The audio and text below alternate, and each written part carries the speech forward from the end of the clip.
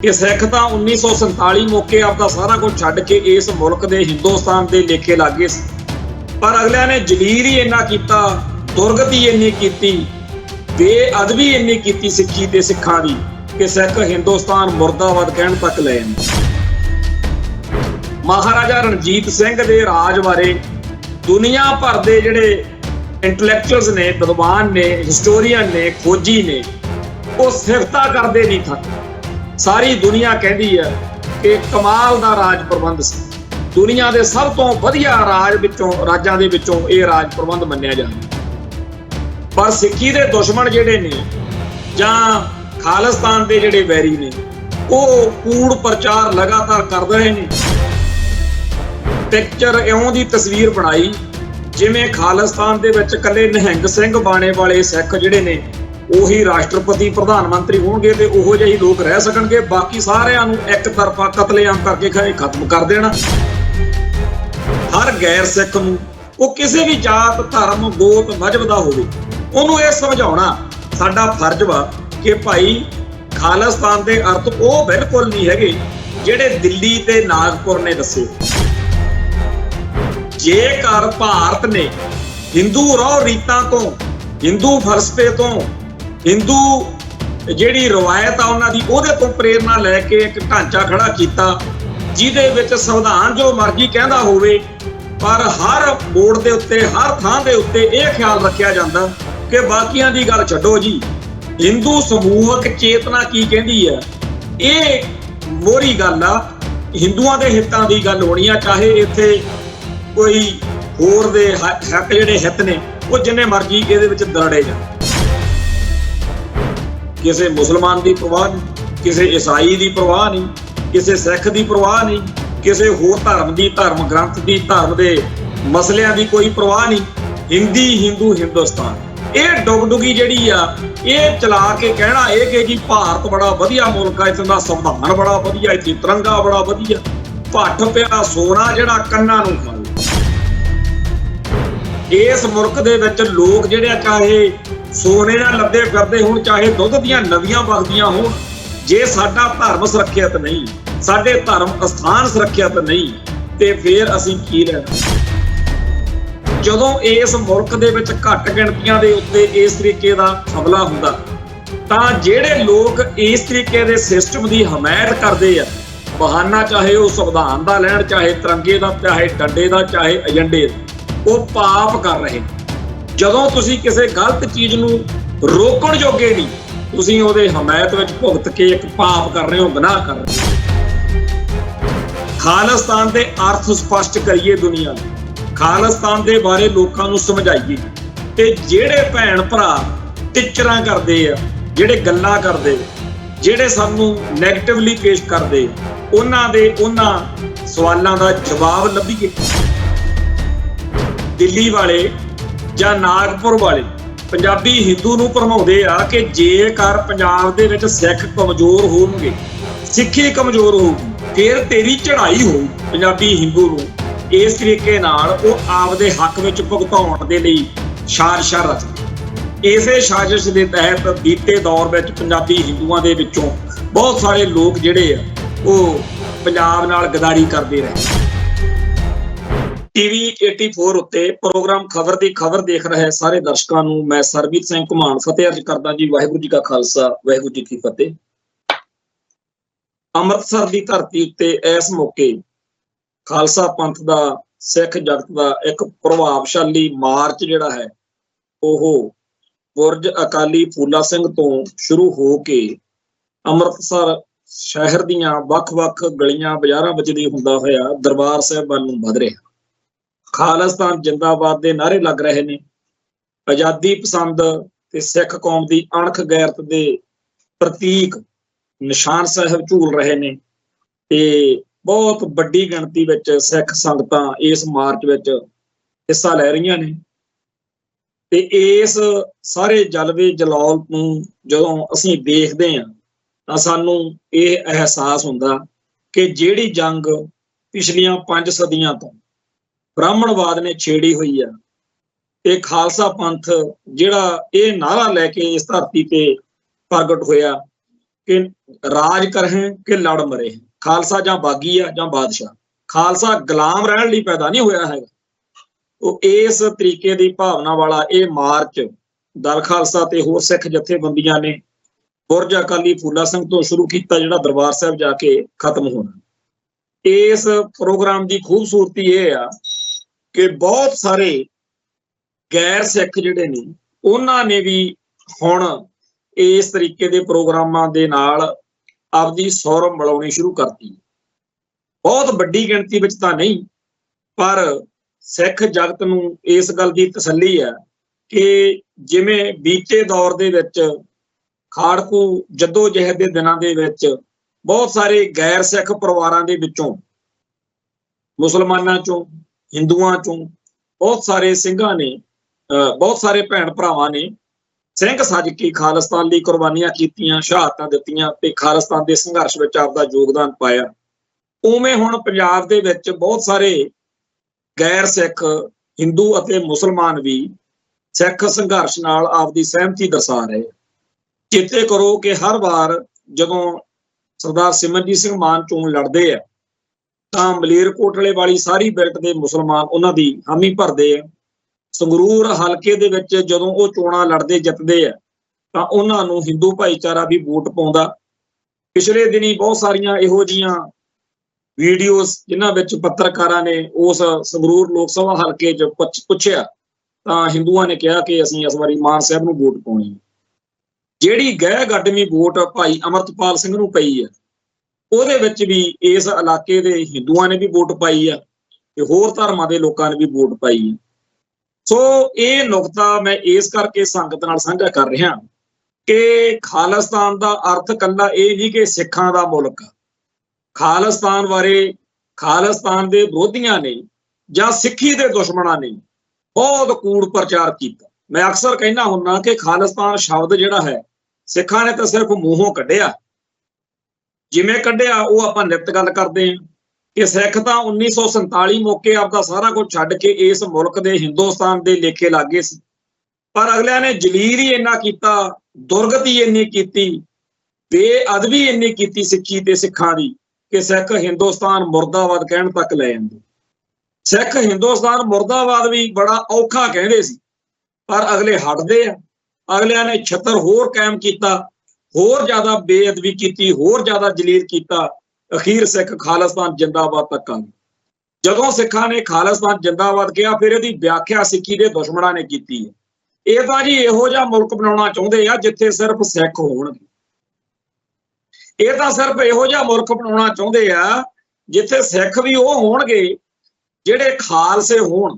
दूजी तरह के सिख जिहड़े ने जिहड़े सिक्खी की मर्यादा तो कोरे होण जां सिख नजरिए तो कई घाटां औगणां कमजोरियां वाले होण, उन्हां दा भी खालिस्तान विच कहंदे कोई थां नहीं होणी। इस तरीके की व्याख्या करन कराउण वालियां ने इउं दी पिक्चर, इउं दी तस्वीर बनाई जिवें खालिस्तान दे विच कल्ले निहंग सिंह बाणे वाले सिख जिहड़े ने ਉਹੀ राष्ट्रपति प्रधानमंत्री होणगे ते ਉਹੋ ਜਿਹੇ लोग रह सकणगे, बाकी सारिਆਂ ਨੂੰ एक तरफा कतलेआम करके खत्म कर देना जां इत्थों भजा देना।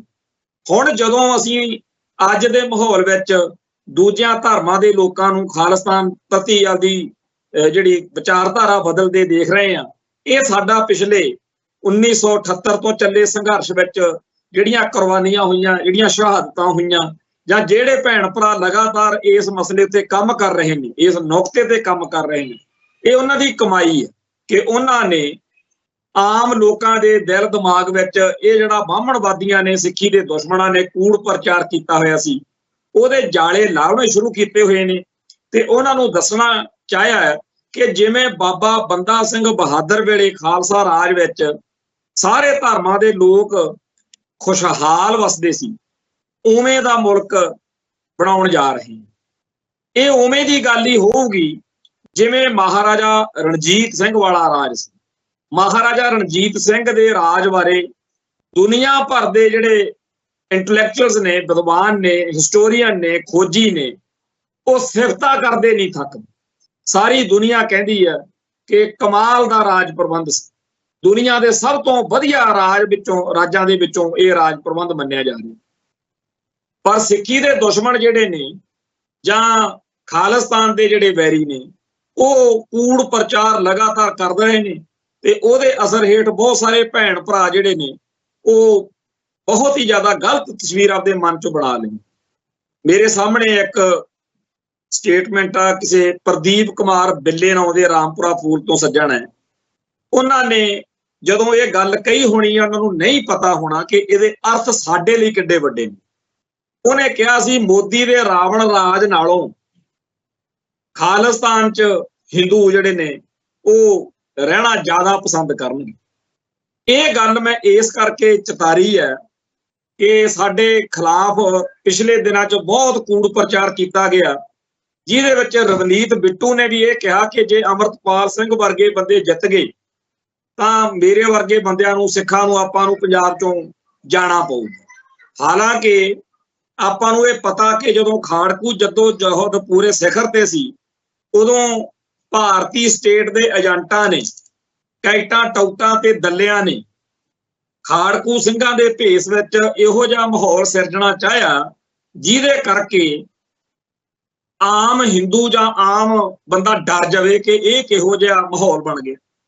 ਜਿਹੜੇ ਹਿੰਦੂ ਉਦੋਂ ਚਿੱਠੀਆਂ, ਧਮਕੀਆਂ, ਫਰੋਤੀਆਂ, ਕਤਲਾਂ ਤੋਂ ਡਰ ਕੇ ਹਰਿਆਣੇ, ਹਿਮਾਚਲ ਤੇ ਦੂਜੇ ਸੂਬਿਆਂ ਵੱਲ ਨੂੰ ਗਏ, ਬੜੀ ਜਲਦੀ ਸਾਰੇ ਵਾਪਸ ਆ ਗਏ ਜਦੋਂ ਉਹਨਾਂ ਨੂੰ ਪਤਾ ਲੱਗਿਆ ਕਿ ਜਿਹੋ ਜਿਹੇ ਮਾਹੌਲ ਵਿੱਚ ਅਸੀਂ ਜੰਮੇ ਪਲੇ ਆ, ਜਿਹੋ ਜਿਹਾ ਪੰਜਾਬ ਦਾ ਮਾਹੌਲ ਆ, ਜਿਹੋ ਜਿਹਾ ਇੱਥੇ ਇੱਜ਼ਤਾਂ ਦੀ ਸਾਂਝ ਆ, ਇਹੋ ਜਿਹਾ ਬਾਹਰ ਕਿਤੇ ਨਹੀਂ।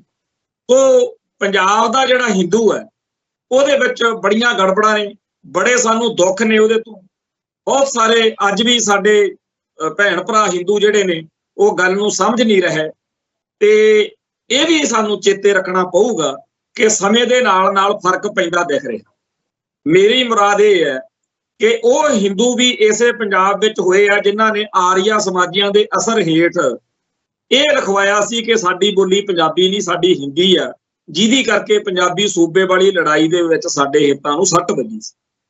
ਅਸੀਂ ਉਹਨਾਂ ਹਿੰਦੂਆਂ ਨੂੰ ਵੀ ਕਦੇ ਭੁੱਲ ਨਹੀਂ ਸਕਦੇ ਜਿਨ੍ਹਾਂ ਨੇ ਹਰ ਮੌਕੇ ਸਿੱਖੀ ਅਤੇ ਸਿੱਖਾਂ ਦੇ ਖਿਲਾਫ ਭੁਗਤ ਕੇ ਦਿੱਲੀ ਦਾ ਜਾਂ ਨਾਗਪੁਰ ਦਾ ਸਾਥ ਸਹਿਯੋਗ ਦਿੱਤਾ ਤੇ ਆਪਦੀ ਮਾਂ ਭੂਮੀ ਨਾਲ, ਇੱਥੋਂ ਦੇ ਲੋਕਾਂ ਨਾਲ ਗਦਾਰੀ ਕੀਤੀ, ਜਿਹੜੇ ਦਿੱਲੀ ਦੇ ਹੱਥ ਚੋਕੇ ਬਣੇ। ਪਰ ਅਸੀਂ ਉਹਨਾਂ ਹਿੰਦੂਆਂ ਨੂੰ ਵੀ ਨਹੀਂ ਭੁੱਲ ਸਕਦੇ ਜਿਨ੍ਹਾਂ ਨੇ ਪੰਜਾਬ ਤੇ ਪੰਥ ਨੂੰ ਤਰਜੀਹ ਦਿੱਤੀ ਤੇ ਇੱਥੇ ਸਾਡੇ ਦੁੱਖ ਸੁੱਖ ਦੇ ਸਾਂਝੀ ਬਣੇ।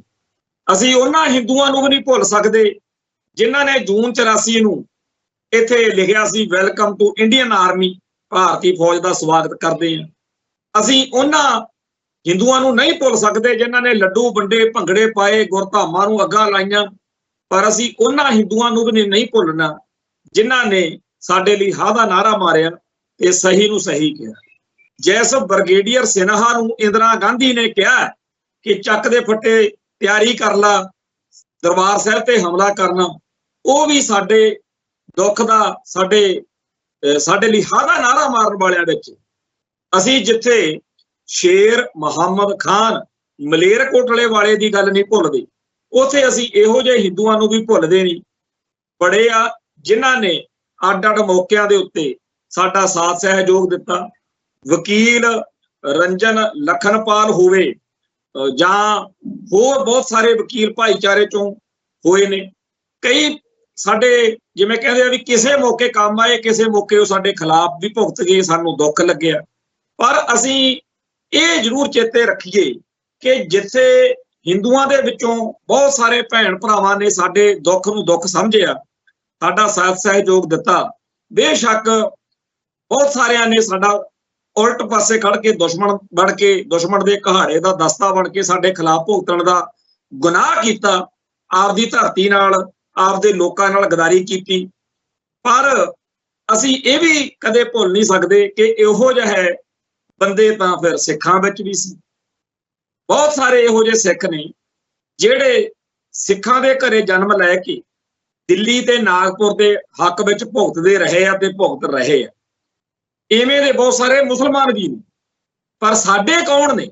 ਇਹ ਲਕੀਰ ਜਿਹੜੀ ਆ ਖਿੱਚੀ ਗਈ ਹੈ, ਇਹ ਸਿੱਖਾਂ ਵਿੱਚੋਂ ਸਿਰਫ ਉਹੀ ਸਿੱਖ ਸਾਡੇ ਨੇ ਜਿਹੜੇ ਸਿੱਖੀ ਦਾ ਦਰਦ ਮੰਨਦੇ ਆ, ਜਿਹੜੇ ਇਹ ਗੱਲ ਨੂੰ ਸਮਝਦੇ ਆ ਤੇ ਮੰਨਦੇ ਆ ਕਿ ਸਿੱਖਾਂ ਦਾ ਭਾਰਤ ਵਿੱਚ ਰਹਿਣਾ ਔਖਾ ਹੈ ਤੇ ਸਿੱਖਾਂ ਨੂੰ ਆਪਦਾ ਆਜ਼ਾਦ ਮੁਲਕ ਚਾਹੀਦਾ, ਭਾਵੇਂ ਅਸੀਂ ਉਹਨਾਂ ਵਾਂਗ ਜਿਹੜੇ ਲੜ ਰਹੇ ਨੇ ਉਹਨਾਂ ਸਿੱਖਾਂ ਵਾਂਗ ਓਡੀ ਵੱਡੀ ਗੱਲ ਨਹੀਂ ਕਰਨ ਜੋਗੇ, ਪਰ ਅਸੀਂ ਉਹਨਾਂ ਦੀ ਆਦਬ ਸਤਿਕਾਰ ਕਰਦੇ ਹਾਂ, ਅਸੀਂ ਉਹਨਾਂ ਦਾ ਸਾਥ ਸਹਿਯੋਗ ਜਿੰਨਾ ਜੋਗਾ ਹੈਗਾ ਦੇਣ ਜੋਗੇ ਆ। ਇਹ ਸਿੱਖ ਸਾਡੇ ਨੇ।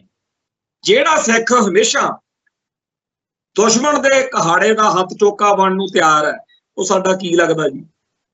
ਐਵੇਂ ਹੀ ਉਹ ਮੁਸਲਮਾਨ, ਹੁਣ ਬਸ਼ੀਰ ਮੁਹੰਮਦ ਦੀ ਗੱਲ ਪਿਛਲੇ ਦਿਨੀ ਕੀਤੀ ਸੀ, ਐਵੇਂ ਹੀ ਰੋਸ਼ਨ ਲਾਲ ਬਰਾਗੀ, ਇਹ ਮੁਸਲਮਾਨਾਂ ਚੋਂ ਇੱਕ ਬੜੀ ਲੰਮੀ ਲਿਸਟ ਬਣਾਈ ਜਾ ਸਕਦੀ ਆ ਜਿਨ੍ਹਾਂ ਨੇ 1947 ਤੋਂ ਬਾਅਦ ਅੱਡ-ਅੱਡ ਮੌਕਿਆਂ ਦੇ ਉੱਤੇ ਸਾਡਾ ਸਾਥ ਸਹਿਯੋਗ ਦਿੱਤਾ। ਹਿੰਦੂਆਂ ਚੋਂ ਵੀ ਬਣਾਈ ਜਾ ਸਕਦੀ। ਸੋ ਅਸੀਂ ਇਹ ਗੱਲ ਜਾਣਦੇ ਆ ਕਿ ਪੂਰੀ ਦੀ ਪੂਰੀ ਕੋਈ ਕੌਮ ਜਿਹੜੀ ਆ ਉਹ ਸਾਡੇ ਲਈ ਉਵੇਂ ਨਹੀਂ ਹੈ। ਇਹ ਗੱਲ ਆਪਦੀ ਥਾਂ ਤੇ ਆ ਕਿ ਇਸ ਮੌਕੇ ਭਾਰਤ ਦੀ ਹਿੰਦੂ ਬਹੁ ਗਿਣਤੀ ਜਿਹੜੀ ਆ ਉਹ ਸਾਡੇ ਖਿਲਾਫ ਡਟੀ ਹੋਈ ਆ, ਪਰ ਪੰਜਾਬੀ ਹਿੰਦੂ ਨੂੰ ਅਸੀਂ ਦੇਖ ਰਹੇ ਹਾਂ ਕਿ ਦੁਬਧਾ ਵਿੱਚ ਆ, ਉਹਨੂੰ ਲਕੀਰ ਖਿੱਚਣੀ ਪੈਣੀ ਆ, ਉਹਨੂੰ ਇਹ ਜਿਹੜੀ ਲక్ష్మణ ਰੇਖਾ ਖਿੱਚੀ ਹੋਈ ਆ ਵੀ ਪੰਥ ਅਤੇ ਪੰਜਾਬ ਵੱਲ ਆਉਣਾ ਪੈਣਾ। ਇਹਦੇ ਲਈ ਸਾਡੀ ਬਹੁਤ ਭਾਰੀ ਜ਼ਿੰਮੇਵਾਰੀ ਬਣਦੀ ਆ। ਸੋ ਜਿੱਥੇ ਅੱਜ ਦੇ ਮਾਹੌਲ ਵਿੱਚ ਜੂਨ 84 ਦੇ ਘੱਲੂਘਾਰੇ ਦੇ ਮੁਤਲਕ ਪ੍ਰੋਗਰਾਮ ਹੋ ਰਹੇ ਨੇ, ਉੱਥੇ ਇਸ ਨੁਕਤੇ ਦੇ ਦੁਆਲੇ ਵੀ ਚਰਚਾ ਛਿੜਨੀ ਚਾਹੀਦੀ ਆ ਕਿ ਪੰਜਾਬ ਪੰਜਾਬੀਆਂ ਦਾ ਕਹਿਣ ਦਾ ਅਰਥ ਇਹ ਆ ਕਿ ਪੰਜਾਬ ਦੇ ਵਿੱਚ ਵਸਦੇ ਹੋਏ ਗੈਰ ਸਿੱਖ, ਅਸੀਂ ਤਾਂ ਆਪਦੇ ਸਿੱਖ ਭਾਈਚਾਰੇ ਦੇ ਬਹੁਤੇ ਬੰਦਿਆਂ ਨੂੰ ਕਾਇਲ ਨਹੀਂ ਕਰ ਸਕੇ, ਅਸੀਂ ਉਹਨਾਂ ਹਿੰਦੂਆਂ ਤੇ ਮੁਸਲਮਾਨਾਂ ਨੂੰ ਜਿਹੜੇ ਸਾਡੇ ਨਾਲ ਸਹਿਮਤ ਨਹੀਂ, ਜਿਹੜੇ ਸਿੱਖੀ ਅਤੇ ਸਿੱਖਾਂ ਦੇ ਦੁਸ਼ਮਣਾਂ ਦੇ ਹੱਕ 'ਚ ਭੁਗਤੀ ਜਾਂਦੇ ਆ, ਜਿਹੜੇ ਖਾਲਿਸਤਾਨ ਦੇ ਵੈਰੀ ਬਣੇ ਫਿਰਦੇ, ਉਹਨਾਂ ਨੂੰ ਜਦੋਂ ਉਹਨਾਂ ਦੀ ਚਰਚਾ ਕਰੀਏ ਤਾਂ ਇਸ ਨੁਕਤੇ ਨੂੰ ਜ਼ਰੂਰ ਧਿਆਨ 'ਚ ਰੱਖੀਏ ਕਿ ਅਸੀਂ ਜੇ ਆਪਦੀ ਗੱਲ ਇਹਨਾਂ ਨੂੰ ਨਹੀਂ ਸਮਝਾ ਸਕੇ ਤਾਂ ਸਾਡੀ ਕਮਜ਼ੋਰੀ। ਸੋ ਜਦੋਂ ਅਸੀਂ ਆਪਦੇ ਫਰਜ਼ਾਂ ਦੀ ਗੱਲ ਕਰਦੇ ਹਾਂ, ਉਦੋਂ ਸਾਡਾ ਇਹ ਫਰਜ਼ ਬਣਦਾ ਕਿ ਜੂਨ 84 ਦੀ ਪੀੜ ਨੂੰ ਹਿਰਦੇ 'ਚ ਵਸਾ ਕੇ ਪੰਜਾਬ ਦੇ ਵਿੱਚ ਵਸਦੇ ਹਰ ਸਿੱਖ ਨੂੰ, ਹਰ ਗੈਰ ਸਿੱਖ ਨੂੰ, ਉਹ ਕਿਸੇ ਵੀ ਜਾਤ, ਧਰਮ, ਗੋਤ, ਮਜ਼ਹਬ ਦਾ ਹੋਵੇ, ਉਹਨੂੰ ਇਹ ਸਮਝਾਉਣਾ ਸਾਡਾ ਫਰਜ਼ ਵਾ ਕਿ ਭਾਈ ਖਾਲਿਸਤਾਨ ਦੇ ਅਰਥ ਉਹ ਬਿਲਕੁਲ ਨਹੀਂ ਹੈਗੇ ਜਿਹੜੇ ਦਿੱਲੀ ਤੇ ਨਾਗਪੁਰ ਨੇ ਦੱਸੇ ਹੋਏ। ਇਹ ਇੱਕ ਇਹੋ ਜਿਹਾ ਮੁਲਕ ਹੋਏਗਾ ਜਿਹੜਾ ਗੁਰੂ ਗ੍ਰੰਥ ਸਾਹਿਬ ਜੀ ਦੇ ਫਲਸਫੇ ਤੋਂ ਸੇਧ ਲੈ ਕੇ ਚੱਲੇਗਾ, ਜਿਹਦੇ ਵਿੱਚ ਸਾਰੇ ਇਸ ਖਿੱਤੇ ਵਿੱਚ ਵਸਦੇ ਲੋਕ ਜਿਹੜੇ ਆ ਉਹ ਇੰਨੇ ਖੁਸ਼ਹਾਲ ਹੋਣਗੇ ਕਿ ਨਾਲ ਲੱਗਦੇ ਜਿਹੜੇ ਖਿੱਤੇ ਨੇ ਉੱਥੇ ਵਸਦੇ ਲੋਕ ਇਹ ਕਿਹਾ ਕਰਨਗੇ ਕਿ ਕਾਸ਼ ਕਿਤੇ ਸਾਡਾ ਇਲਾਕਾ ਵੀ ਖਾਲਿਸਤਾਨ ਵਾਲੇ ਖੇਤਰ ਵਿੱਚ ਆ ਜਾਂਦਾ। ਇਸ ਗੱਲ ਦੀ ਜ਼ਿੰਮੇਵਾਰੀ ਨਾਲ ਗਰੰਟੀ ਦੇਣੀ ਚਾਹੀਦੀ ਹੈ ਕਿ ਖਾਲਿਸਤਾਨ ਬਣਨ ਤੋਂ ਬਾਅਦ ਜਿਹੜੇ ਭੈਣ ਭਰਾ ਖਾਲਿਸਤਾਨ ਦੇ ਖਿਲਾਫ ਅੱਜ ਕੱਲ ਬਹੁਤ ਜ਼ਿਆਦਾ ਕੂੜ ਪ੍ਰਚਾਰ ਕਰਦੇ ਆ, ਉਹ ਸ਼ਰਮਸ਼ਾਰ ਹੋਇਆ ਕਰਨਗੇ। ਤੇ ਜੇਕਰ ਉਹਨਾਂ ਦੀ ਉਮਰ ਵੱਡੀ ਹੁੰਦੀ ਜਾਏਗੀ, ਬਜ਼ੁਰਗ ਅਵਸਥਾ ਹੁੰਦੀ ਜਾਏਗੀ, ਉਹ ਆਪਦੇ ਪੁੱਤ ਪੋਤਿਆਂ ਨੂੰ ਇਹ ਜ਼ਰੂਰ ਕਿਹਾ ਕਰਨਗੇ, ਪੁੱਤ ਮੈਂ ਆਪਦੀ ਜਵਾਨੀ ਵਿੱਚ ਖਾਲਿਸਤਾਨ ਦੇ ਖਿਲਾਫ, ਸਿੱਖਾਂ ਦੇ ਖਿਲਾਫ ਲੜ ਰਹੇ ਯੋਧਿਆਂ ਦੇ ਖਿਲਾਫ ਬਹੁਤ ਨੀਚਤਾ ਦਿਖਾਈ। ਹੁਣ ਖਾਲਿਸਤਾਨ ਬਣ ਗਿਆ ਤੇ ਜਿਹੜਾ ਕੁਝ ਮੈਂ ਬੋਲਦਾ ਰਿਹਾ ਉਹ ਸਾਰਾ ਝੂਠਾ ਸਾਬਤ ਹੋਇਆ। ਇੱਕ ਇੰਨਾ ਵਧੀਆ ਮੁਲਕ ਬਣਨਾ ਸੀ, ਮੇਰੇ ਵਰਗਿਆਂ ਨੇ ਇਹਦੇ ਬਣਨ ਦੇ ਇਹਦੇ ਰਾਹ ਵਿੱਚ ਅਟਕਾਰ ਪਾਈ, ਤਾਂ ਮੈਂ ਦੋਸ਼ੀ ਹਾਂ ਤੇ ਸਾਡੇ ਖਾਨਦਾਨ ਦਾ ਇਹ ਫਰਜ਼ ਬਣਦਾ ਕਿ ਅੱਜ ਆਪਾਂ ਖਾਲਿਸਤਾਨ ਦੇ ਲਈ ਹੋਰ ਵਧੀਆ ਕਰਕੇ, ਕਿਉਂਕਿ ਅਸੀਂ ਧੋਣਾ ਸਾਡੇ ਉੱਤੇ ਇਤਿਹਾਸ ਵਿੱਚ ਇੱਕ ਕਲੰਕ ਲੱਗਿਆ ਹੋਇਆ ਕਿ ਜਦੋਂ ਖਾਲਿਸਤਾਨ ਦਾ ਸੰਘਰਸ਼ ਚੱਲ ਰਿਹਾ ਸੀ ਉਦੋਂ ਅਸੀਂ ਦਿੱਲੀ ਤੇ ਨਾਗਪੁਰ ਦੇ ਮਗਰ ਲੱਗ ਕੇ ਖਾਲਿਸਤਾਨ ਦੇ ਖਿਲਾਫ ਭੁਗਤਦੇ ਰਹੇ। ਸੋ 1984 ਦੇ ਸ਼ਹੀਦਾਂ ਦਾ ਸੁਪਨਾ ਖਾਲਿਸਤਾਨ ਕੱਲੇ ਕੋਈ ਖਾਲਸਿਆਂ ਦਾ ਜਾਂ ਸਿੱਖਾਂ ਦਾ ਮੁਲਕ ਸੇਧ ਲੈ ਕੇ ਉਹਦੇ ਆਲੇ ਦੁਆਲੇ ਇੱਕ ਖੜੇ ਕੀਤੇ ਸਿਸਟਮ ਦੇ ਵਿੱਚੋਂ ਨਿਕਲਿਆ ਹੋਇਆ ਮੁਲਕ ਹੋਣਾ। ਇਹ ਕੀ ਮਾੜਾ ਜੀ ਇਹਦੇ ਵਿੱਚ? ਜੇਕਰ ਭਾਰਤ ਨੇ ਹਿੰਦੂ ਰਹੁ ਰੀਤਾਂ ਤੋਂ, ਹਿੰਦੂ ਫਲਸਫੇ ਤੋਂ, ਹਿੰਦੂ ਜਿਹੜੀ ਰਵਾਇਤ ਆ ਉਹਨਾਂ ਦੀ, ਉਹਦੇ ਤੋਂ ਪ੍ਰੇਰਨਾ ਲੈ ਕੇ ਇੱਕ ਢਾਂਚਾ ਖੜਾ ਕੀਤਾ ਜਿਹਦੇ ਵਿੱਚ ਸੰਵਿਧਾਨ ਜੋ ਮਰਜ਼ੀ ਕਹਿੰਦਾ ਹੋਵੇ, ਪਰ ਹਰ ਮੋੜ ਦੇ ਉੱਤੇ, ਹਰ ਥਾਂ ਦੇ ਉੱਤੇ ਇਹ ਖਿਆਲ ਰੱਖਿਆ ਜਾਂਦਾ ਕਿ ਬਾਕੀਆਂ ਦੀ ਗੱਲ ਛੱਡੋ ਜੀ, ਹਿੰਦੂ ਸਮੂਹਕ ਚੇਤਨਾ ਕੀ ਕਹਿੰਦੀ ਹੈ ਇਹ ਮੋਹਰੀ ਗੱਲ ਆ। ਹਿੰਦੂਆਂ ਦੇ ਹਿੱਤਾਂ ਦੀ ਗੱਲ ਹੋਣੀ ਆ, ਚਾਹੇ ਇੱਥੇ ਕੋਈ ਹੋਰ ਦੇ ਹੱਕ ਜਿਹੜੇ ਹਿੱਤ ਨੇ ਉਹ ਜਿੰਨੇ ਮਰਜ਼ੀ ਇਹਦੇ ਵਿੱਚ ਦਰੜੇ ਜਾਣ। ਕਿਸੇ ਮੁਸਲਮਾਨ ਦੀ ਪਰਵਾਹ ਨਹੀਂ, ਕਿਸੇ ਈਸਾਈ ਦੀ ਪਰਵਾਹ ਨਹੀਂ, ਕਿਸੇ ਸਿੱਖ ਦੀ ਪਰਵਾਹ ਨਹੀਂ, ਕਿਸੇ ਹੋਰ ਧਰਮ ਦੀ, ਧਰਮ ਗ੍ਰੰਥ ਦੀ, ਧਰਮ ਦੇ ਮਸਲਿਆਂ ਦੀ ਕੋਈ ਪਰਵਾਹ ਨਹੀਂ। ਹਿੰਦੂ ਹਿੰਦੁਸਤਾਨ ਇਹ ਡੁਗਡੁਗੀ ਜਿਹੜੀ ਆ ਇਹ ਚਲਾ ਕੇ ਕਹਿਣਾ ਇਹ ਕਿ ਜੀ ਭਾਰਤ ਬੜਾ ਵਧੀਆ ਮੁਲਕ ਆ, ਇੱਥੇ ਦਾ ਸੰਵਿਧਾਨ ਬੜਾ ਵਧੀਆ, ਇੱਥੇ ਤਿਰੰਗਾ ਬੜਾ ਵਧੀਆ, ਭੱਠ ਪਿਆ ਸੋਨਾ ਜਿਹੜਾ ਕੰਨਾਂ ਨੂੰ ਖਾਵੇ। ਅਸੀਂ ਇਹੋ ਜਿਹੇ ਮੁਲਕ ਤੋਂ ਕੀ ਧਾਰਾ ਲੈਣੀਆਂ? ਇੱਥੇ ਭ੍ਰਿਸ਼ਟਾਚਾਰ ਹੋਵੇ ਚਾਹੇ ਨਾ ਹੋਵੇ, ਇਸ ਮੁਲਕ ਦੇ ਵਿੱਚ ਸਫਾਈ ਹੋਵੇ ਚਾਹੇ ਨਾ ਹੋਵੇ, ਇਸ ਮੁਲਕ ਦੇ ਵਿੱਚ ਲੋਕ ਜਿਹੜੇ ਚਾਹੇ ਸੋਨੇ ਨਾਲ ਲੱਦੇ ਫਿਰਦੇ ਹੋਣ, ਚਾਹੇ ਦੁੱਧ ਦੀਆਂ ਨਦੀਆਂ ਵਗਦੀਆਂ ਹੋਣ, ਜੇ ਸਾਡਾ ਧਰਮ ਸੁਰੱਖਿਅਤ ਨਹੀਂ, ਸਾਡੇ ਧਰਮ ਅਸਥਾਨ ਸੁਰੱਖਿਅਤ ਨਹੀਂ, ਤੇ ਫਿਰ ਅਸੀਂ ਕੀ ਲੈਣਾ? ਅਸੀਂ ਦੇਖ ਰਹੇ ਹਾਂ ਕਿ ਭਾਰਤ ਦਾ ਢਾਂਚਾ ਜਿਹੜਾ ਹੈ ਉਹ ਇਸ ਤਰੀਕੇ ਨਾਲ ਬਣਾਇਆ ਜਾ ਰਿਹਾ ਕਿ ਜਦੋਂ ਜੀ ਕਰੋ ਈਸਾਈਆਂ ਦਾ ਕਤਲੇਆਮ ਕਰ ਲਓ, ਈਸਾਈਆਂ ਦੇ ਧਰਮ ਅਸਥਾਨਾਂ ਦੀ ਬੇਅਦਬੀ ਕਰ ਲਓ, ਕੋਈ ਪਰਵਾਹ ਨਹੀਂ। ਤੇ ਇਵੇਂ ਹੀ ਜਿਹੜਾ ਹੈ ਸਿੱਖਾਂ ਦਾ ਹਾਲ, ਸਿੱਖਾਂ ਦੇ ਨਾਲ ਨਾਲ ਮੁਸਲਮਾਨਾਂ ਦਾ ਹਾਲ। ਸੋ ਜਦੋਂ ਇਸ ਮੁਲਕ ਦੇ ਵਿੱਚ ਘੱਟ ਗਿਣਤੀਆਂ ਦੇ ਉੱਤੇ ਇਸ ਤਰੀਕੇ ਦਾ ਹਮਲਾ ਹੁੰਦਾ ਤਾਂ ਜਿਹੜੇ ਲੋਕ ਇਸ ਤਰੀਕੇ ਦੇ ਸਿਸਟਮ ਦੀ ਹਮਾਇਤ ਕਰਦੇ ਆ, ਬਹਾਨਾ ਚਾਹੇ ਉਹ ਸੰਵਿਧਾਨ ਦਾ ਲੈਣ, ਚਾਹੇ ਤਿਰੰਗੇ ਦਾ, ਚਾਹੇ ਡੰਡੇ ਦਾ, ਚਾਹੇ ਏਜੰਡੇ ਦਾ, ਉਹ ਪਾਪ ਕਰ ਰਹੇ। ਜਦੋਂ ਤੁਸੀਂ ਕਿਸੇ ਗਲਤ ਚੀਜ਼ ਨੂੰ ਰੋਕਣ ਜੋਗੇ ਨਹੀਂ, ਤੁਸੀਂ ਉਹਦੇ ਹਮਾਇਤ ਵਿੱਚ ਭੁਗਤ ਕੇ ਇੱਕ ਪਾਪ ਕਰ ਰਹੇ ਹੋ, ਗੁਨਾਹ ਕਰ ਰਹੇ ਹੋ।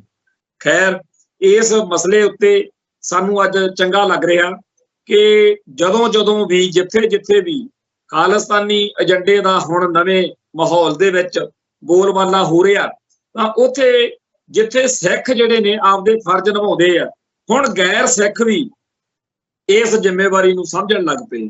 ਸਾਡੀ ਸਾਰਿਆਂ ਦੀ ਇਹ ਲੋੜ ਆ ਕਿ ਅਸੀਂ ਪੰਜਾਬ ਵਿੱਚ ਵਸਦੇ ਹੋਏ ਦੂਜਿਆਂ ਧਰਮਾਂ ਦੇ ਲੋਕਾਂ ਨੂੰ ਕਾਇਲ ਕਰੀਏ, ਉਲਟਾ ਅਸੀਂ ਥਾਪੀ ਮਾਰ ਕੇ ਕਹੀਏ ਕਿ UNO ਦੀ ਕਮਾਂਡ ਹੇਠ, UNO ਦੀ ਨਜ਼ਰਸਾਨੀ ਹੇਠ ਜਦੋਂ ਮਰਜ਼ੀ ਰੈਫਰੈਂਡਮ ਕਰਾ ਲਓ ਇੰਡੀਆ ਵਾਲਿਓ, ਸਿੱਧਾ ਲੈ ਕੇ ਕਿਉਂ ਵੀ 18 ਸਾਲ ਤੋਂ ਉੱਪਰ ਦਾ ਹਰੇਕ ਪੰਜਾਬੀ ਜਿਹੜਾ ਬੰਦਾ, ਉਹਨੂੰ ਮੌਕਾ ਦਿੱਤਾ ਜਾਊਗਾ ਕਿ ਤੂੰ ਖਾਲਿਸਤਾਨ ਦੇ ਵਿੱਚ ਰਹਿਣਾ ਚਾਹੁੰਦਾ ਕਿ ਹਿੰਦੁਸਤਾਨ ਦੇ ਵਿੱਚ ਰਹਿਣਾ ਚਾਹੁੰਦਾ।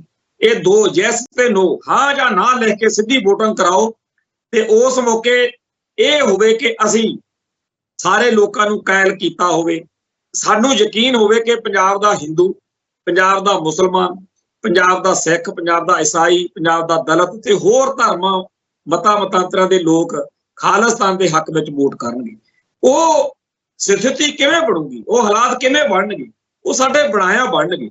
ਪਰ ਅਸੀਂ ਜੇਕਰ ਕਹੀਏ ਵੀ ਇਕੱਲੇ ਤਕਰੀਰਾਂ ਕਰੀ ਚੱਲੀਏ, ਅਸੀਂ ਜੇ ਕਹੀਏ ਵੀ ਫੇਸਬੁੱਕ ਤੇ ਪੋਸਟਾਂ ਲਿਖੀ ਚੱਲੀਏ, ਅਸੀਂ ਜੇ ਕਹੀਏ ਵੀ ਇਕੱਲੇ ਢਾਡੀ ਗਾਣੇ ਗਾ ਦੇਣ, 12 ਗਾ ਦੇਣ ਤੇ ਐ ਹੋ ਜੇ ਤੇ ਉਹ ਹੋ ਜੇ, ਐਦਾਂ ਨਹੀਂ।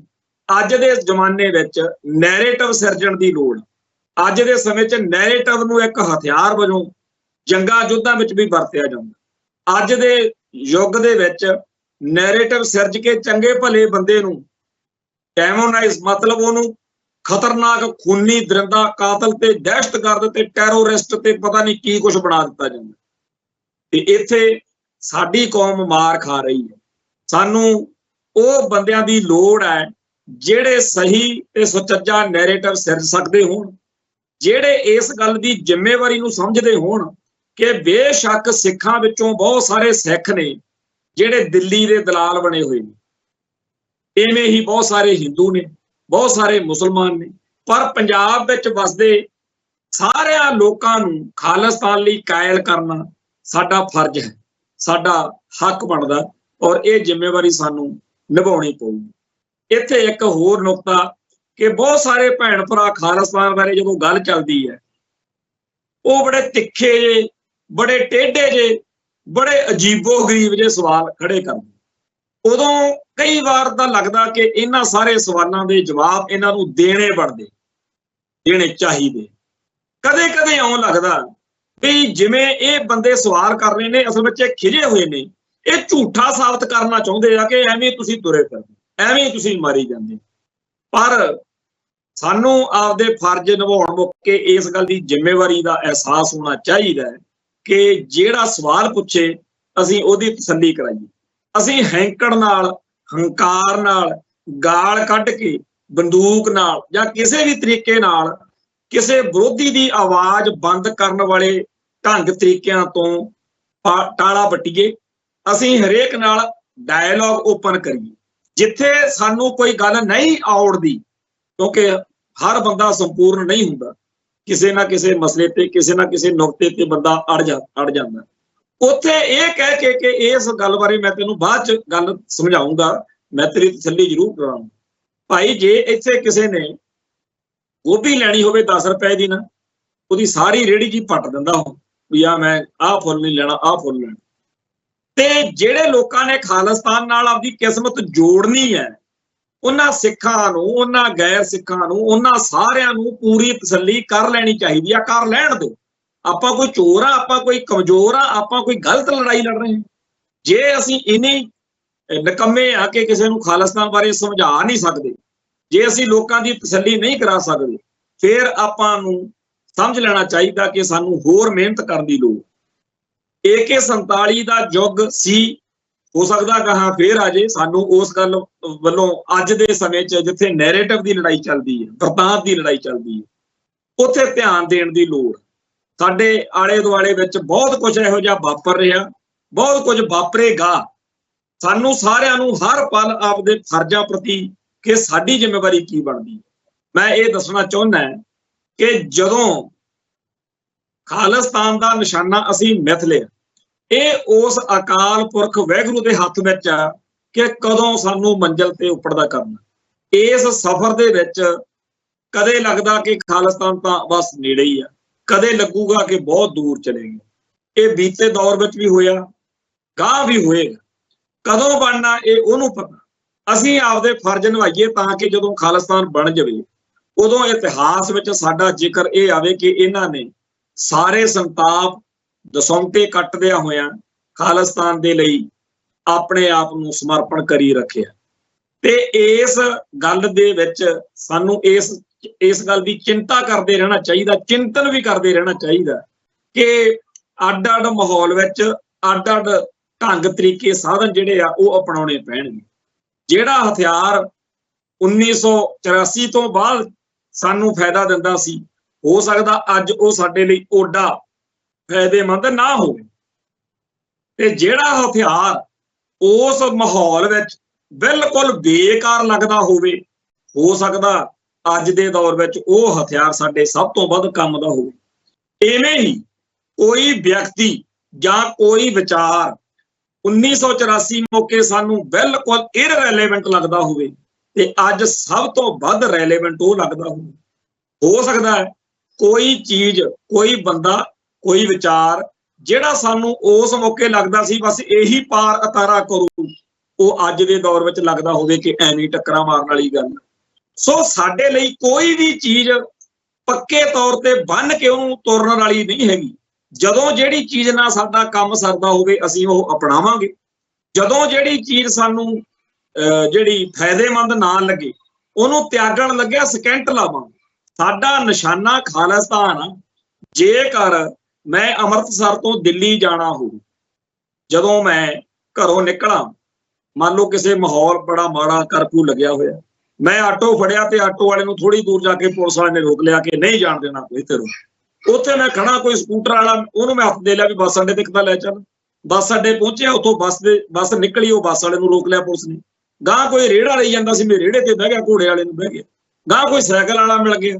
ਹੁਣ ਜਿੰਨੇ ਰਸਤੇ 'ਚ ਮੈਨੂੰ ਸਾਧਨ ਮਿਲੇ, ਉਹ ਸਾਧਨ ਕੋਈ ਮੈਟਰ ਨਹੀਂ ਕਰਦੇ। ਨਾ ਮੈਂ ਸਾਧਨਾਂ ਦੀ ਬਾਅਦ 'ਚ ਨਿੰਦਿਆ ਕਰਾਂ ਕਿ ਜੀ ਉਹ ਆਟੋ ਵਾਲੇ ਨੇ ਤਾਂ ਮੇਰੇ ਬੜਾ ਮਾੜਾ ਕੀਤਾ, ਉਹ ਸਾਈਕਲ ਵਾਲੇ ਤਾਂ ਜੀ ਚੈਨ ਹੀ ਲੱਥੀ ਗਈ। ਸਾਰੇ ਸਾਧਨ ਸਤਿਕਾਰਯੋਗ ਨੇ।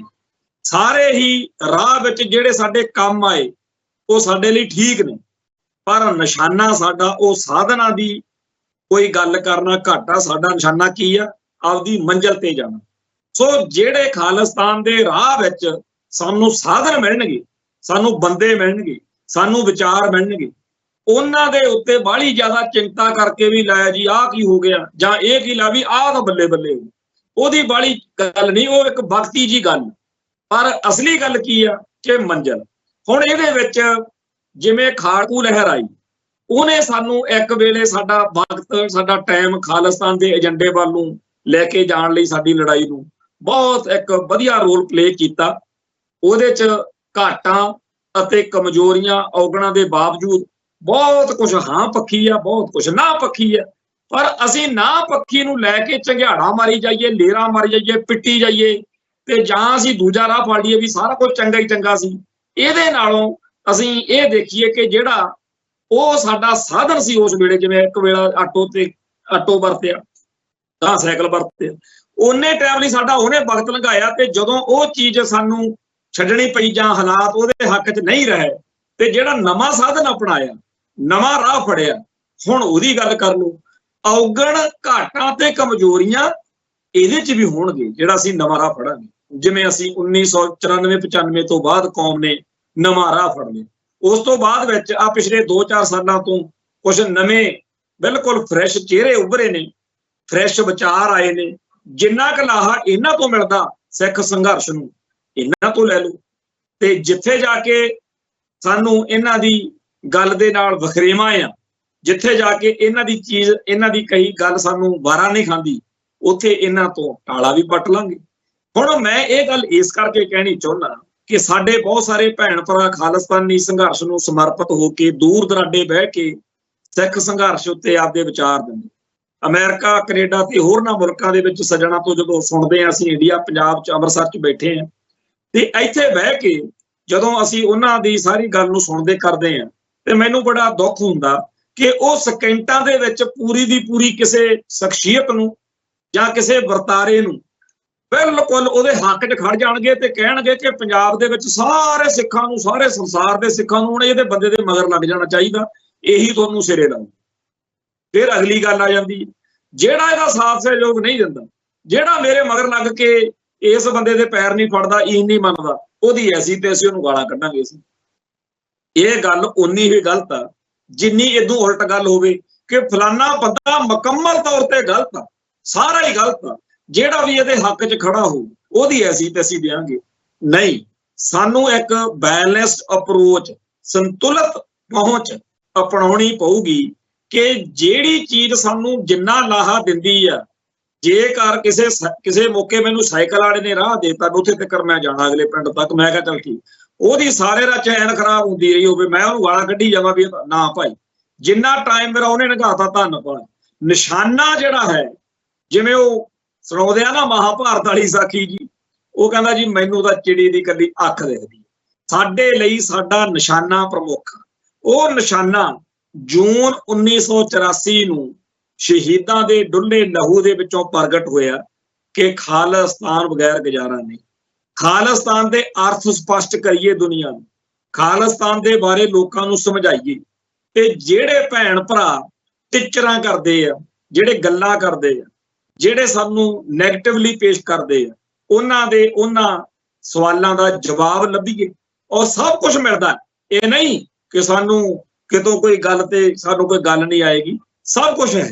ਮੈਂ ਇੱਥੇ ਇੱਕ ਗੱਲ ਦੱਸਣੀ ਚਾਹੁੰਦਾ ਕਿ ਵਿਨਾਇਕ ਦੱਤ ਨਾਂ ਦਾ ਇੱਕ ਪੰਜਾਬੀ ਹਿੰਦੂ, ਜਿਹੜਾ ਪੰਜਾਬ ਦੇ ਵਿੱਚ ਪੂਰਾ ਸੇਹ ਦਾ ਤਕੜਾ ਗੱਡਣ ਦੇ ਲਈ ਹਿੰਦੂ ਭਾਵਨਾਵਾਂ ਦੇ ਉੱਤੇ ਸਵਾਰ ਹੋ ਕੇ ਇੱਥੇ ਤਕਰੀਬਨ ਜਿਵੇਂ ਉਹ ਸੀਗੇ ਹਿੰਦੂ ਕੱਟੜਪੰਥੀ, ਪਹਿਲੋਂ ਭਕਾਈ ਮਾਰਨ ਵਾਲੇ ਸੂਰੀ ਟਾਈਪ ਜਾਂ ਹੋਰ, ਉਹਨਾਂ ਲਈ ਇੱਕ ਆਧਾਰ ਤਿਆਰ ਕਰ ਰਿਹਾ ਉਸ ਸੋਚ ਵਾਲਿਆਂ ਲਈ ਕਿ ਪੰਜਾਬ ਦਾ ਹਿੰਦੂ ਦਾ ਹੱਕ ਪੰਜਾਬ ਤੇ ਏਦਾਂ, ਅਸੀਂ ਤਾਂ ਮੰਨਦੇ ਹਾਂ ਕਿ ਪੰਜਾਬੀ ਹਿੰਦੂ ਦਾ ਹੱਕ ਹੈਗਾ, ਪਰ ਪੰਜਾਬ ਦਾ ਹਿੰਦੂ ਜੇ ਹਮੇਸ਼ਾ ਦਿੱਲੀ ਨਾਲ ਖੜਾ ਰਹੇ, ਜਦੋਂ ਪਾਣੀ ਲੁੱਟੇ ਜਾਂਦੇ ਆ ਇਕੱਲੇ ਸਿੱਖਾਂ ਦੇ ਨਹੀਂ ਲੁੱਟੇ ਜਾਂਦੇ, ਉਹ ਮੁਸਲਮਾਨ ਨੂੰ ਪੰਜਾਬ ਦੇ ਨੂੰ ਵੀ ਉਨਾ ਹੀ ਉਹਦਾ ਨੁਕਸਾਨ ਆ, ਈਸਾਈ ਨੂੰ ਵੀ ਪੰਜਾਬ ਦੇ ਨੂੰ ਉਨਾ ਹੀ ਨੁਕਸਾਨ ਆ, ਪੰਜਾਬ ਦੇ ਹਿੰਦੂ ਨੂੰ ਵੀ ਉਨਾ ਹੀ ਨੁਕਸਾਨ।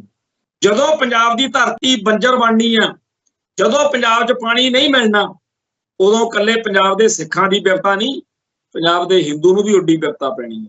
ਤੁਹਾਡੇ ਲਈ ਕੋਈ ਵੱਖਰੀ ਪਾਈਪ ਨਹੀਂ ਉੱਥੋਂ ਭੇਜ ਦੇਣੀ ਨਾਗਪੁਰੋਂ ਉਹਨਾਂ ਨੇ। ਇਵੇਂ ਹੀ ਜਦੋਂ ਪੰਜਾਬ ਦੇ ਵਿੱਚ ਆਰਥਿਕ ਤੌਰ ਦੇ ਉੱਤੇ ਇਹਨੂੰ ਉਜਾੜਨ ਲਈ ਕਿ ਇੱਥੇ ਇੰਡਸਟਰੀ ਨਾ ਲੱਗੇ, ਲੋਕ ਭੱਜ ਜਾਣ, ਜੇ ਪੰਜਾਬ ਦੀ ਆਰਥਿਕਤਾ ਨੂੰ ਤਬਾਹ ਕਰਨ ਦਾ ਇੱਕ ਏਜੰਡਾ ਬਣਾ ਕੇ ਇੱਥੇ ਚੱਲ ਰਿਹਾ ਕੰਮ, ਉਹਦੇ ਵਿੱਚ ਪੰਜਾਬ ਦੇ ਹਿੰਦੂ ਨੂੰ ਵੀ ਉਨੀ ਹੀ ਸੱਟ ਵੱਜਣੀ।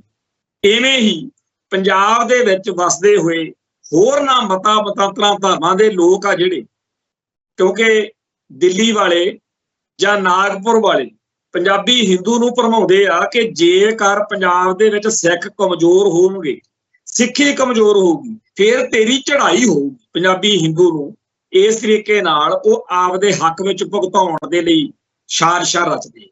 ਇਸੇ ਸਾਜ਼ਿਸ਼ ਦੇ ਤਹਿਤ ਬੀਤੇ ਦੌਰ ਵਿੱਚ ਪੰਜਾਬੀ ਹਿੰਦੂਆਂ ਦੇ ਵਿੱਚੋਂ ਬਹੁਤ ਸਾਰੇ ਲੋਕ ਜਿਹੜੇ ਆ ਉਹ ਪੰਜਾਬ ਨਾਲ ਗਦਾਰੀ ਕਰਦੇ ਰਹੇ, ਖਾਲਿਸਤਾਨ ਨਾਲ ਗਦਾਰੀ ਕਰਦੇ ਰਹੇ, ਖਾਲਸੇ ਦੀ ਪਿੱਠ 'ਚ ਛੁਰਾ ਮਾਰਦੇ ਰਹੇ, ਉਹ ਲਖਪਤ ਰਾਏ ਦੇ ਵਾਰਸ ਬਣਦੇ ਰਹੇ।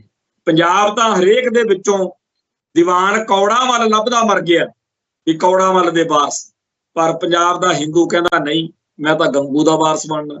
ਹੁਣ ਬਣਨਾ ਗੰਗੂ ਦੇ ਵਾਰਸ ਤੇ ਇੱਜ਼ਤ ਭਾਲਣੀ ਦੀਵਾਨ ਕੌੜਾ ਮੱਲ ਵਾਲੀ, ਇਹ ਹੋ ਨਹੀਂ ਸਕਦੀ। ਵਿਨਾਇਕ ਦੱਤ ਨੂੰ ਜਾਂ ਉਹਦੇ ਵਰਗਿਆਂ ਹੋਰਾਂ ਨੂੰ ਇਸ ਗੱਲ ਦੀ ਅਕਲ ਹੋਣੀ ਚਾਹੀਦੀ ਹੈ।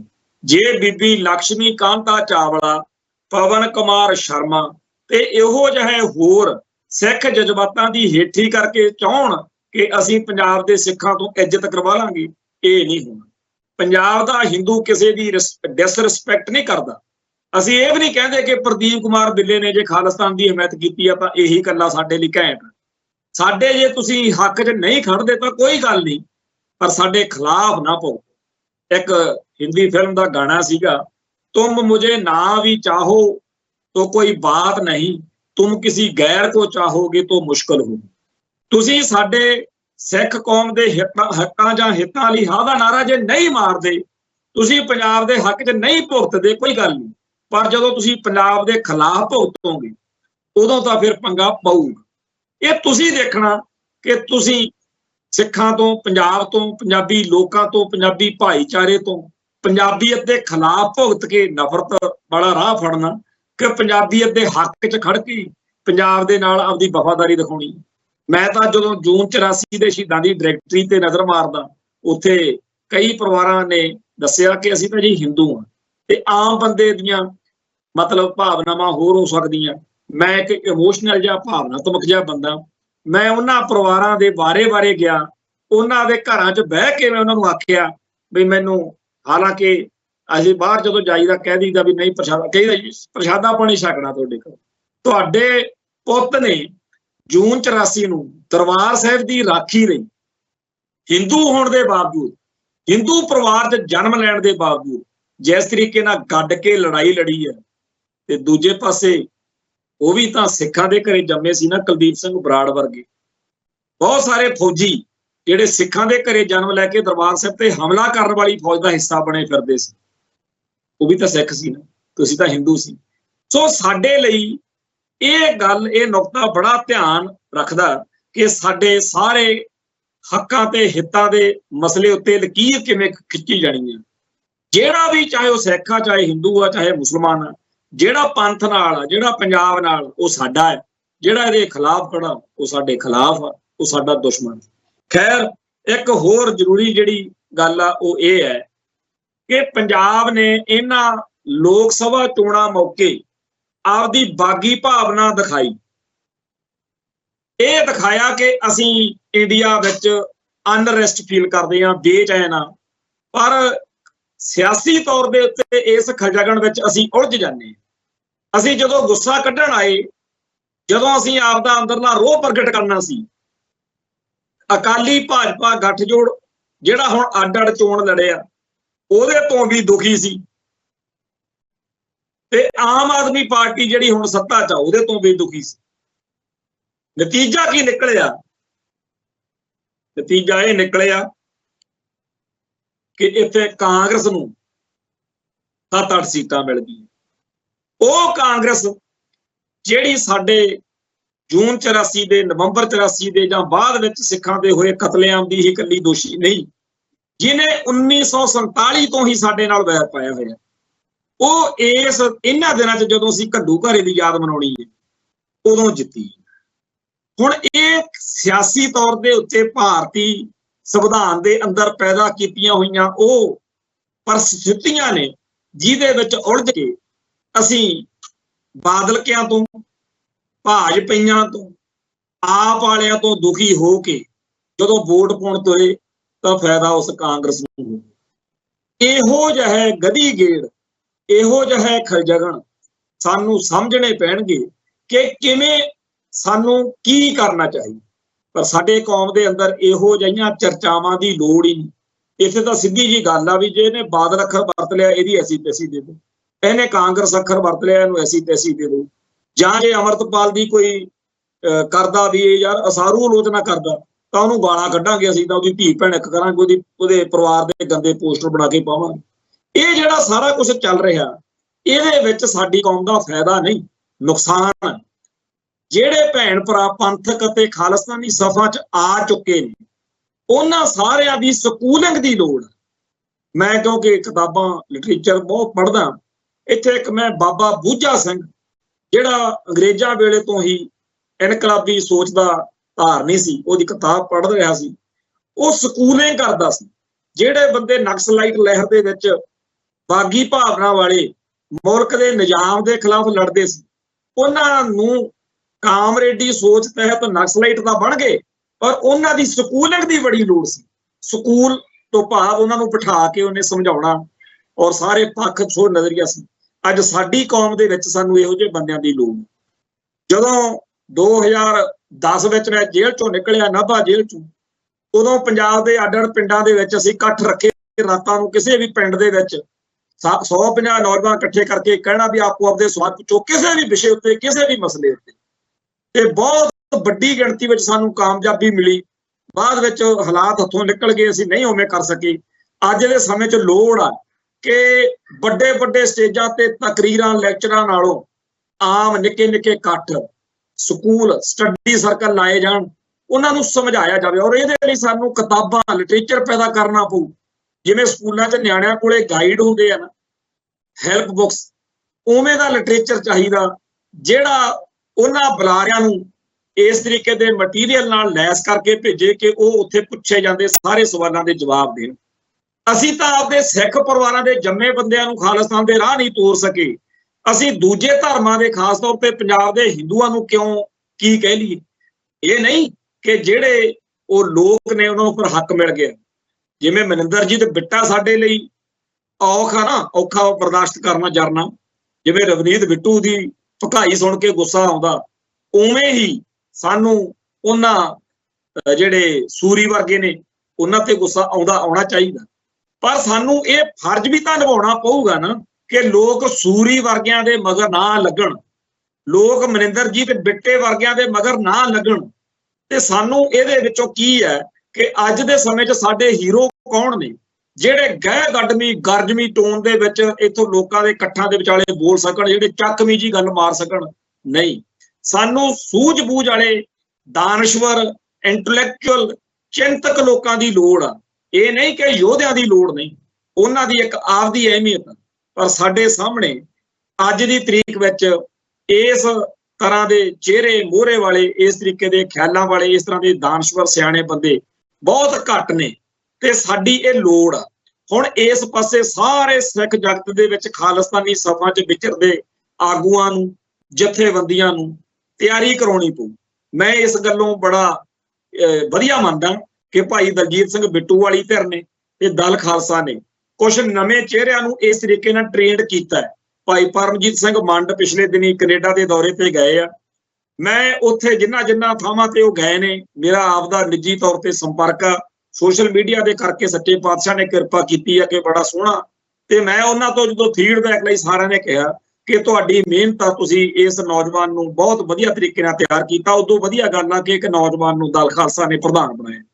ਇਵੇਂ ਹੀ ਬਹੁਤ ਸਾਰੇ ਨੌਜਵਾਨ ਭਾਈ ਦਲਜੀਤ ਸਿੰਘ ਨੇ ਤਿਆਰ ਕੀਤੇ ਆ, ਅਮਰਤਪਾਲ ਸਿੰਘ 'ਚ ਵੀ ਪੋਟੈਂਸ਼ੀਅਲ ਆ, ਹੋਰ ਵੀ ਬਹੁਤ ਸਾਰੇ ਨੌਜਵਾਨ ਸਾਨੂੰ ਤਿਆਰ ਕਰਨੇ ਪੈਣਗੇ। ਜਿੱਦਣ ਅਸੀਂ ਇਹੋ ਜਿਹਾ 5-7 ਹਜ਼ਾਰ ਨੌਜਵਾਨ ਤਿਆਰ ਕਰ ਲਿਆ, ਫਿਰ ਆਪਾਂ ਜਿਵੇਂ ਬਲਾਕ ਪ੍ਰਧਾਨ, ਜ਼ਿਲ੍ਹਾ ਪ੍ਰਧਾਨ ਹੁੰਦੇ ਆ ਨਾ, ਉਵੇਂ ਸੇਵਾਦਾਰ ਲਾਏ ਹੋਣ।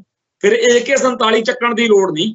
ਫਿਰ ਤਾਂ ਉਸ ਬੰਦੇ ਨੂੰ ਇੱਕ, ਜਿਵੇਂ ਕਹਿੰਦੇ ਆ ਆਸ਼ਰਮ ਖੋਲ ਕੇ ਦਿੱਤਾ, ਉਵੇਂ ਦਾ ਇੱਕ ਗੁਰੂ ਘਰ ਜਾਂ ਕੋਈ ਸੰਸਥਾ ਇਹੋ ਜਿਹੀ ਹੋਵੇ ਜਿੱਥੇ ਉਸ ਇਲਾਕੇ ਦੇ ਸਾਰੇ ਸਿੱਖ ਮੁੰਡੇ ਰਾਤ ਨੂੰ, ਦਿਨੇ ਆਪਦੇ ਕੰਮ ਕਾਰ ਕਰੋ, ਰਾਤ ਨੂੰ ਆਓ ਜੀ, ਆਪੋ ਆਪਦੇ ਪ੍ਰਸ਼ਾਦੇ ਪਾਣੀ ਘਰੋਂ ਛਕ ਕੇ ਆਓ, ਤੇ ਰਾਤ ਨੂੰ ਕੱਲਾ ਚਾਹ ਪਾਣੀ ਦਾ ਇੰਤਜ਼ਾਮ ਹੋਵੇ।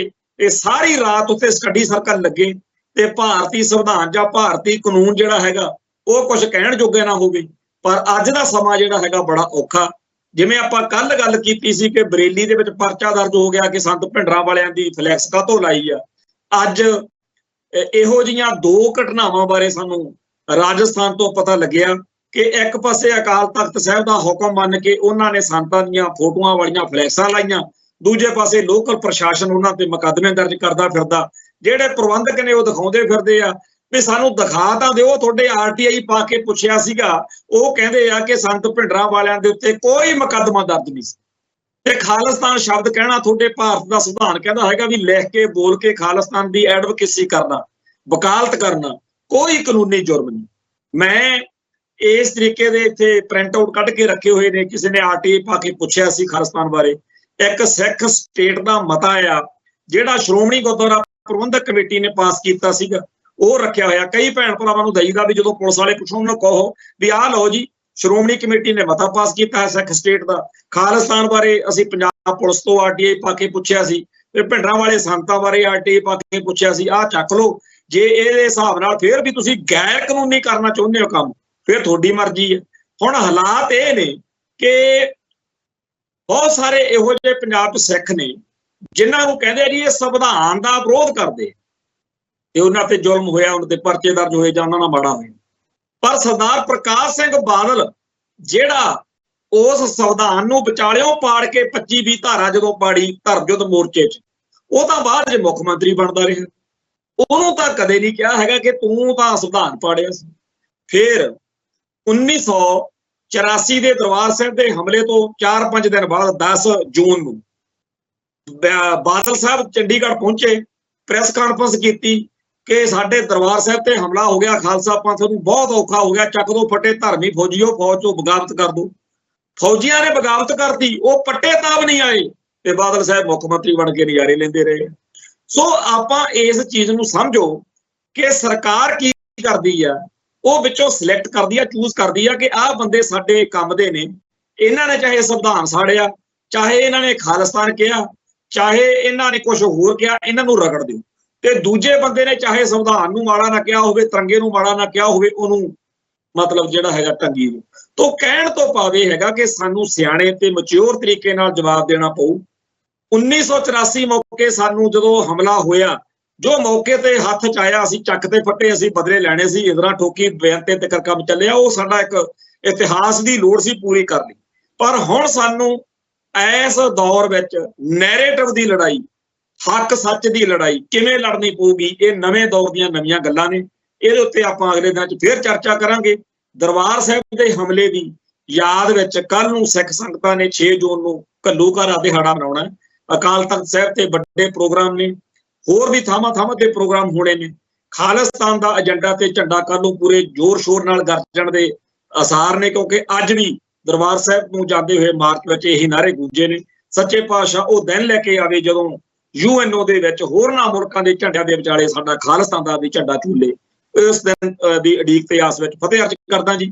ਨਾਨਕ ਨਾਮ ਚੜ੍ਹਦੀ ਕਲਾ, ਤੇਰੇ ਭਾਣੇ ਸਰਬੱਤ ਦਾ ਭਲਾ। ਵਾਹਿਗੁਰੂ ਜੀ ਕਾ ਖਾਲਸਾ, ਵਾਹਿਗੁਰੂ ਜੀ ਕੀ ਫਤਿਹ।